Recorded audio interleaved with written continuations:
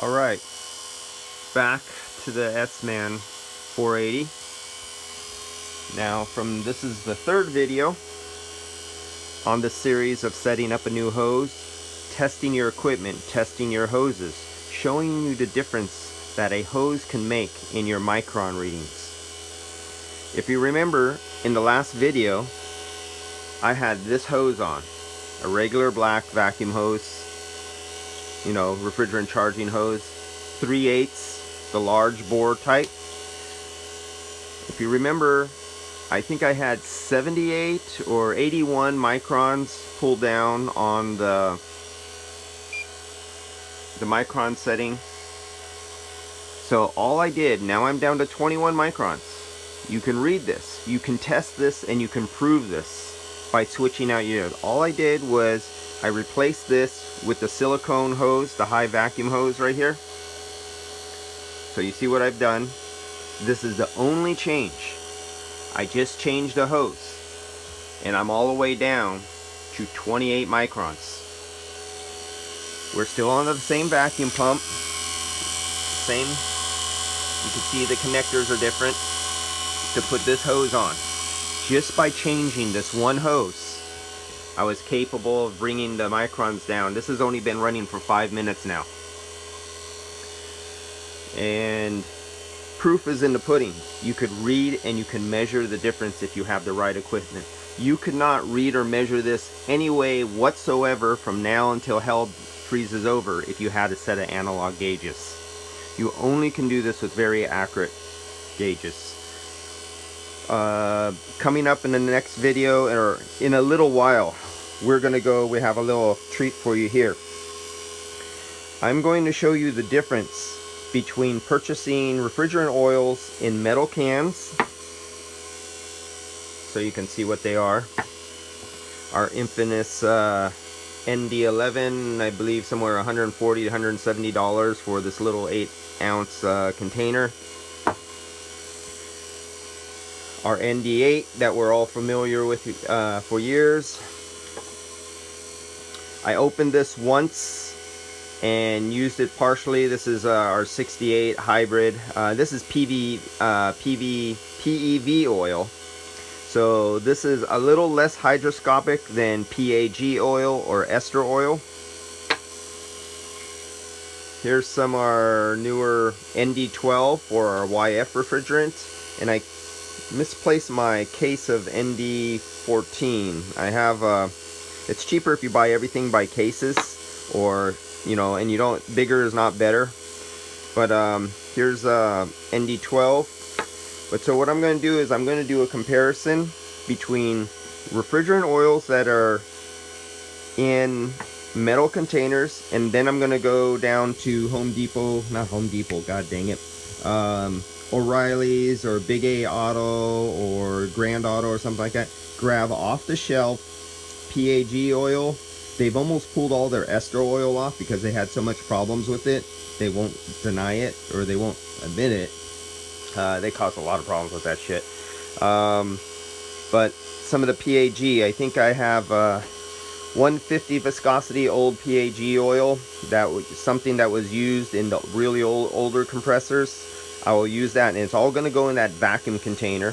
And we're going to draw a vacuum on all these oils, and I'm going to show you the moisture that boils off of the refrigerant when it's stored in plastic containers compared to when it's stored in metal containers.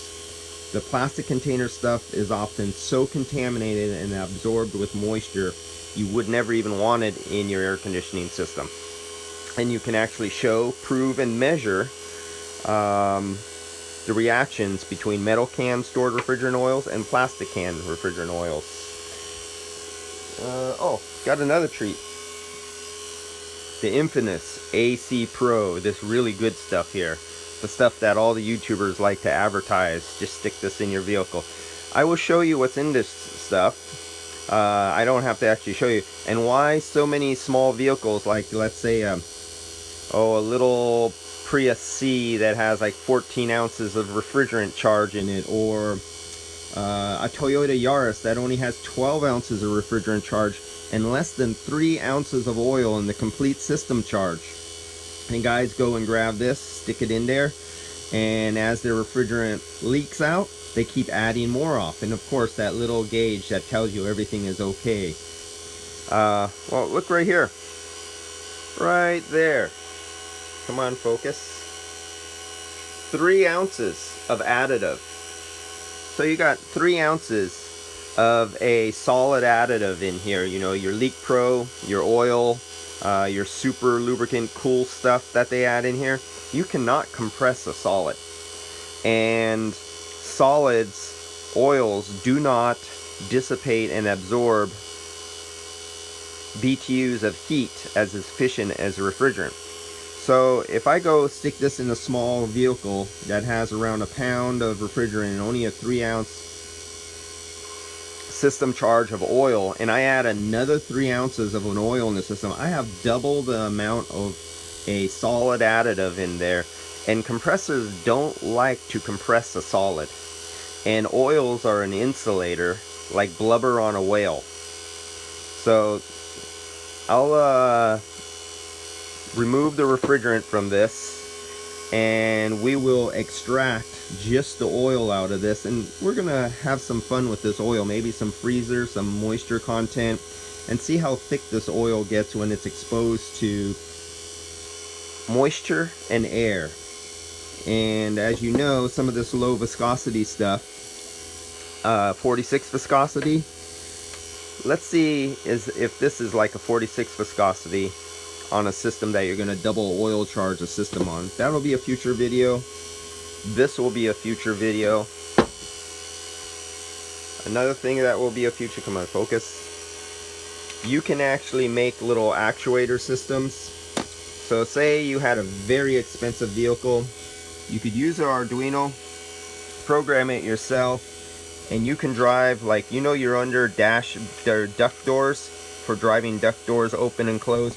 You actually can program them with sensors and everything like that to open flaps and doors. Say you had a module and it was burnt out after accident, it was in a flood, and the dealership tells you it's going to be $800 or $1,200. Well, for something like $20 or $30 in a little time, you can make your own module.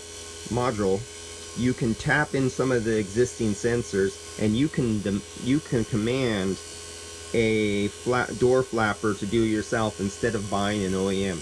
You can literally control your entire air conditioning system off a little Arduino and totally eliminate the factory module in almost any vehicle on the market for 1/100th the cost.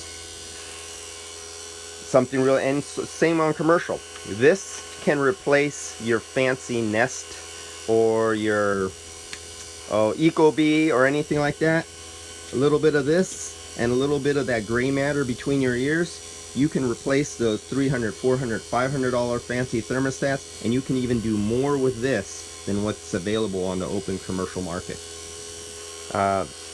Possibly a future. Well, that video I would like to do only if I get into editing and making really nice videos. Anything on commercial HVAC, I believe it deserves a higher quality video.